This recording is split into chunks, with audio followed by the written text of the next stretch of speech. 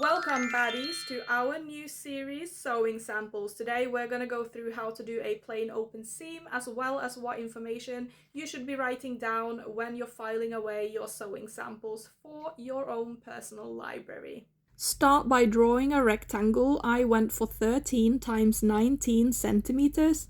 Mark 1 centimeter seam allowance on the side you will be sewing on. Mark your grain line. This is the direction the pattern should lie on the fabric.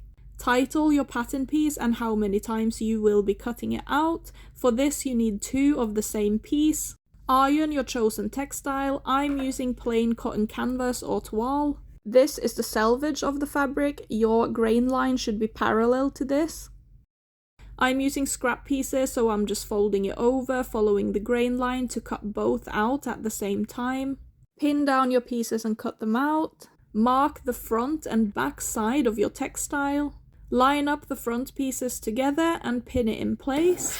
A good tip is to place the pins so that you can pull them out towards yourself as you sew. This line where it says 10 is the 1 centimeter mark. Note down the information you want to keep, for example, stitch length, needle size, tension, and type of thread in case you need to change it along the way.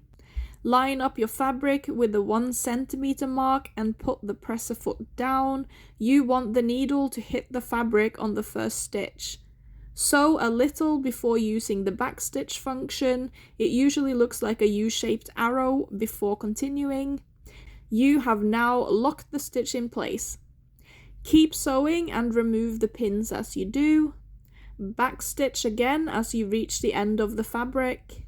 Lift your presser foot and pull the fabric away before snipping away any loose threads. Your stitch should look something like this.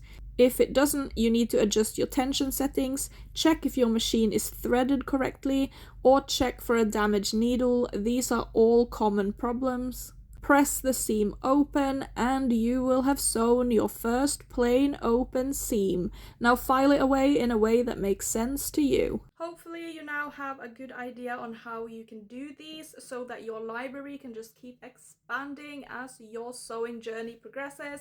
Thank you for being here today and I'll see you next time. Bye!